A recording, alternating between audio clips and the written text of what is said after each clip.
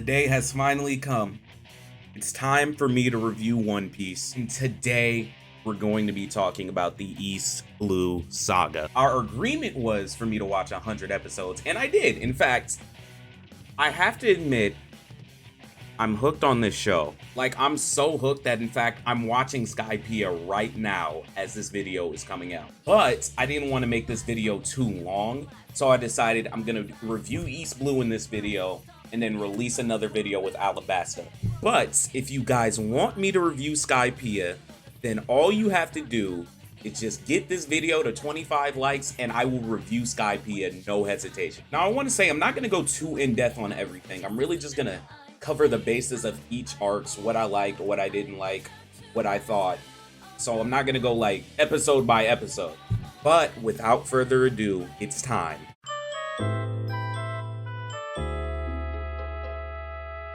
So obviously we're going to start with the Romance Dawn arc, but I've decided to combine that and the Orangetown arc because my feelings are relatively the same about them. Like, for example, I think that the Romance Dawn arc serves its purpose. Like, it's supposed to get the story going and boom, it's up from there. It's like when I got to Orangetown, it kind of stayed there. Like, it was on the incline and then it was just kind of stuck there. And I'll get into it in a second, but it wasn't really until the Syrup Village arc that I was really invested in.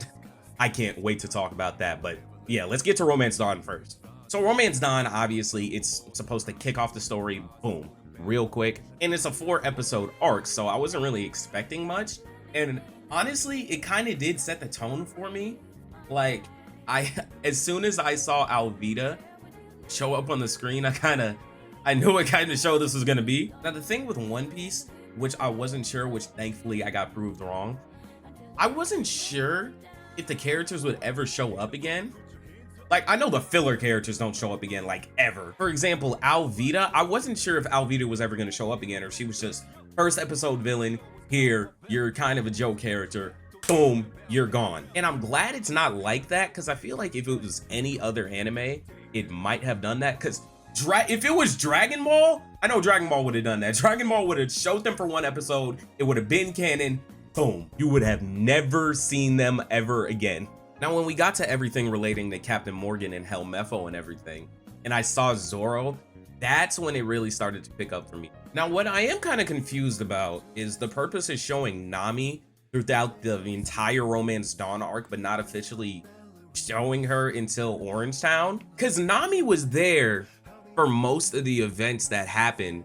However, she doesn't seem to recognize like it was Luffy's doing when they first interact, which I really thought she was, because I know she was there. I think there was one scene that she actually watched Luffy and Zoro take on the Marines, but nothing ever came out of that. And then it's not like it showed her navigating skills or anything. It was kind of just showed like she likes treasure. And honestly, they could have shown that at any point, because it's not like we can gather that she's a navigator from that. Also, actually, you know what? No. I'm gonna wait until we get to Arlong Park. But there's something else, a complaint I have about Nami, and that's like the only other complaint, but it's something more towards her story. But Arlong Park, we'll wait until Arlong Park. But going back to Romance Dawn also proved to me that we will be seeing characters return again, because I just felt like they weren't just gonna leave Kobe like that and then we never see Kobe again. Like, One Piece to me, especially through these first 4 episodes, One Piece to me kind of feels like the Pokemon anime from Gen 1 to Gen 7. I was really getting a strong Pokemon Indigo League vibe from the first 4 episodes, and that's what made me really enjoy it, because I'm not gonna lie, had I not been forced to watch One Piece for this video, I would have eventually returned to it, but I would not be watching it at the pace that I am now. And personally for me, Luffy's backstory is kind of the one I'm most interested to see, because I'm interested to see if there's more stuff happening, but I'm really interested to see out like what was the backstory between him and Ace, and what was the reason and why Shanks became a Whitebeard pirate. But yeah, overall, I think Romance Dawn, it was kind of not really boring, but not really peak status. And I think it's fine because it's supposed to serve its purpose as the show's first arc. However, what I think was supposed to elevate the show didn't elevate it at all. And that would be where we get to the Orangetown arc. Now, going into this arc, obviously I was expecting to see Nami and hopefully that she would join the crew, which in fact she did. But it wasn't until I saw the episode's title in which at that point, I freaked out. Because I'm not gonna lie to you, I did not know Buggy was gonna show up in the second arc of this series. And if you watch the video, which in fact made me watch One Piece, you know that me and Buggy have kind of a interesting relationship. Outside of me yelling at him and burning blood, I wasn't truly sure to expect from Buggy's character, but let me tell you, it delivered a lot. Because I was kind of afraid that when Buggy showed up, Buggy would have been more of like an actual clown who is scary sometimes, but I'm glad they decided to go the route that he's scary all the time and a clown half the time, which just makes him so much more funnier because he's a good villain, especially to start the series off with. He's a good villain and then also good comedic relief, and putting those two together, magnificent. I love Buggy and I love his crew too. Now with Kabaji and Moji, I wasn't sure I was gonna see them again. I kind of thought that Buggy, after getting launched off into space by Luffy, I thought Buggy was gonna find a whole new crew, and I thought Kabaji and Moji were just gonna kind of fuck off. Like they don't have their captain anymore, and that was it. But I'm glad that's not the case. But yeah, for me, this arc was kind of weird. I don't know if it was the pacing of it, because I felt like because I for sure felt like it should have ended a lot sooner than it did. But it had to have been the pacing of it, which felt a little off. Something in my spirit was like, I don't want to watch it. And maybe it was just the fact that I was being forced to watch it, but I didn't like Orangetown at all. Well, let me not say I didn't like Orangetown at all. That's a lie. I liked Orangetown, but I didn't like it as much as I liked the rest of the show. Now, I will say this. There is one thing I liked about this, and that's linking Buggy to Luffy with an extra connection of Luffy knowing Shanks, and Buggy and Shanks used to be crew members. I like that, because now that gives Buggy an extra motivation to find Luffy, since he has more of a motivation to go find Luffy than anybody else does. Like I said, I really wouldn't have watched One Piece after Orangetown had I not been forced to. I would have eventually returned to it, but I wouldn't have jumped right into the next arc, which I'm so glad I get to talk about this next. We're going over to Syrup Village.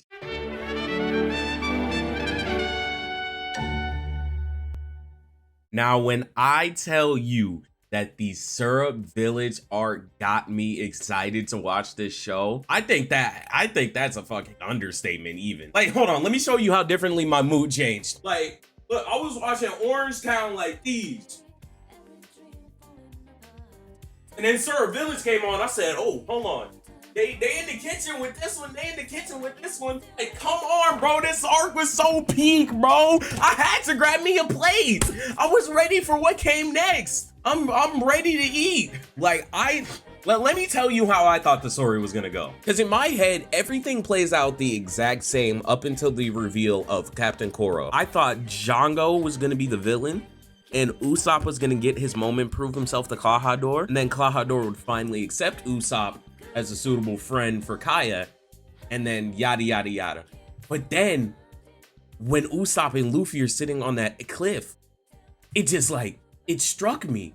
I was like, oh my god, this show is amazing. Because truly, I thought it was gonna go the way that I explained it. I thought somebody was gonna come in. I didn't think it was gonna be a turncoat, and it was done so well, because I wasn't thinking in my head at all that Klahadore was trying to kill Kaya. I thought he was just extremely protective. And then Luffy also having a tougher time against Koro than Buggy also made it a lot better, because I felt like Buggy was always meant to lose as quick as he did. Meanwhile, somebody like Captain Koro wasn't gonna lose that quick to Luffy. Now, I will say, this arc also has the funniest shot of all time in anime, and I hope I find it in editing, and if I do, I'll put it on the screen right now. I don't remember the exact context of what was happening, but I remember it was just Luffy was staring at Captain Koro for about a cool 10 seconds, and I thought my screen was frozen. And then it cuts to Koro's looking back at him, and then it cuts back to Luffy, and he's just sitting there staring at him. I genuinely thought my screen was frozen, and I had to pause it because it was so funny. And I don't know if it was supposed to be funny or supposed to be a moment of suspense, but it was like so funny to me. And also another thing I really like about this arc is this is where I really start to enjoy the Straw Hats dynamic with each other. Before, where it was just Luffy, Nami, and Zoro, yeah, you can tell they're dynamic and yes, it's funny, but adding Usopp into it and have all of their personalities there just makes it so much better, and it just keeps getting better and better. And I had a feeling, right, because lovable cast of characters, the show has been running on for this long, their dynamic has to work. There's just no way it doesn't work. But I didn't think it was gonna work as well as it did. Now, going back to characters that I'm not sure if they'll ever appear again, Kaya, I have a feeling will appear again, but I'm not sure about Onion, Carrot, and Pepper. It took me a second, but I remember it's Pepper. Now, before we move on to the next arc, I have to just make mention of this really quickly because it kind of caught me off guard. And this is a character I'm definitely not sure is ever gonna appear again. And I need somebody to explain to me, without spoilers, what the whole purpose of Gaimon is, and if he ever shows up again. Because right now, as of recording this video, I'm still on Skypiea. Like, I just got to Jaya. So I'm not 100% sure. But it was just a very weird inclusion to put in, and it's canon apparently, so I'm so confused. So if somebody could help me, thank you. Anyway, now we go to another amazing arc, which is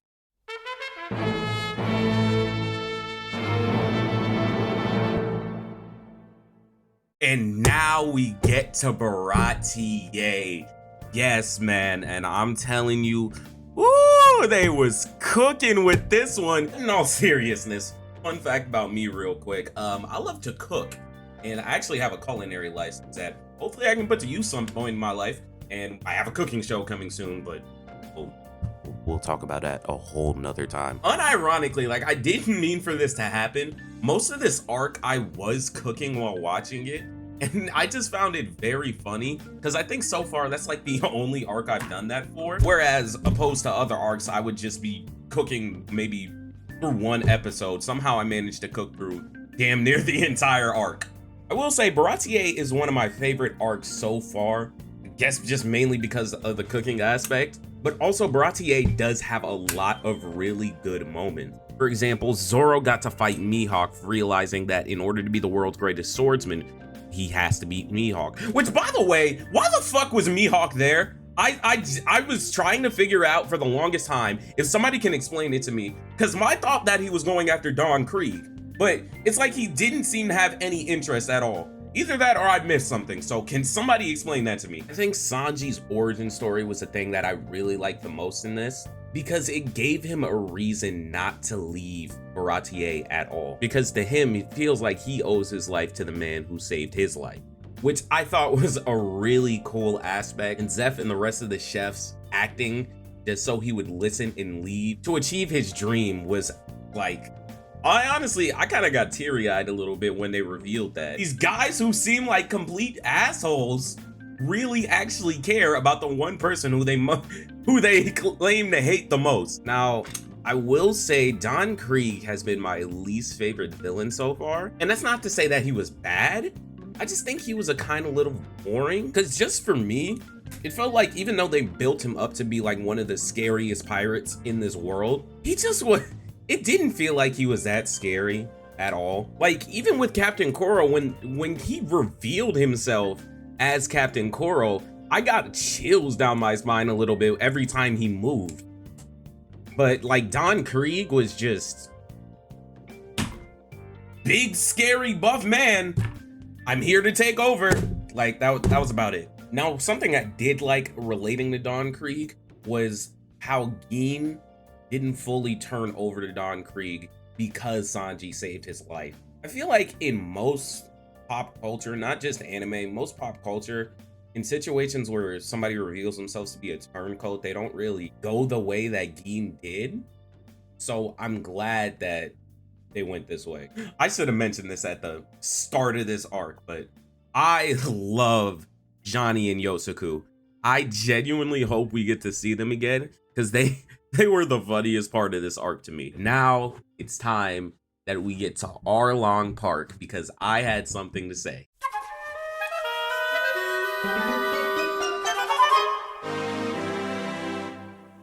If you go to the dictionary and look up the definition of peak, Arlong Park would show up. There is so much that I love about this arc. But first, I want to talk about the thing that I was saying earlier about Nami. Now, up to this point, Nami has been believed to just be a thief who hates pirates, and they just is tagging along with the rest of Straw Hats. And I like that choice because obviously Nami is a member of the Straw Hats now because, I mean, the fucking show has been going on for ages now. But the twist of the arc of Nami being a pirate this entire time, what I didn't like it because I felt like I would have loved to see Nami just been a thief and then finally accepting that she's a pirate. But then when I found out why she was doing it, it made a whole lot more sense and I liked it a little more, but I still would have rather preferred what I thought was happening. Now with that being said, Nami had some great moments in this one. Like the Usopp death fake out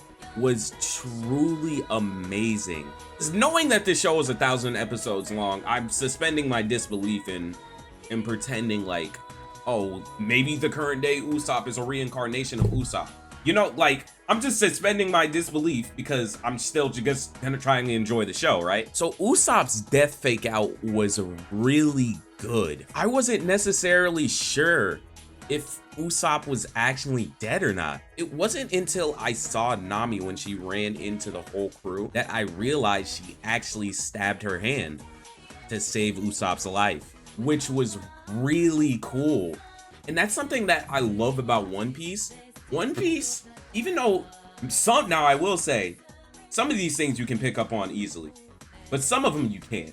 So One Piece is one of those shows that it makes dumb people feel smart and it makes smart people feel smart. Now I will say, outside of Hachi and Arlong, I truly didn't care for any of the other fishmen. They were kind of just there to me, especially the one that Usopp fights, which, by the way, that was my favorite fight in that entire arc. Usopp beat him using his brains, and then the funniest scene, one of the funniest scenes happens at the end of this fight. And I'm also so glad, because I genuinely had forgot that Zoro was injured by Mihawk. So I'm so glad that something took effect to his body to remind me of that, because like I seriously forgot, which is another thing that One Piece is so great at. It's so great at reminding you of things. Even this early on in the show, it's so great with reminding you of things. And like Arlong Park, it just had so many good moments. Like Luffy putting the hat on Nami, showing that he trusts her. Sanji managing to save Luffy. Might I add, Sanji's feet gotta be the strongest fucking thing in the world for him to be able to break a boulder. Then my favorite moment, which is my second favorite moment, because there's something that happens in Alabasta that's my favorite moment, but this is my second favorite moment in this show so far. When Johnny and Yosaku stops the villagers from entering Arlong Park, and then it just cuts to Usopp, Zoro, Sanji, and Luffy walking up. Oh my god, that was so good. Hell, I started walking with them. Like, I deadass got up and started hitting one of these. Like, that shit is so good! Oh my god! Oh my god, man. And then Luffy destroying the room that Nami was burdened by. My god. Arlong Park, man. That's a good arc. That was a good arc.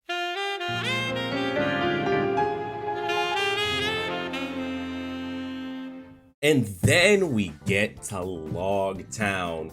Log Town, in my opinion, was the perfect send off to the East Blue Saga. Now, before I go any further, Daddy the Hunter? Why is that his name? Like, it threw me off so much. I don't know why it was throwing me off so much. Daddy the Hunter. I heard that he's only in the anime because I have this filler list that I'm going through because I want to watch the filler separately. And Daddy the Hunter, I don't know. It was just so confusing to me. And he's technically canon, at least to the anime.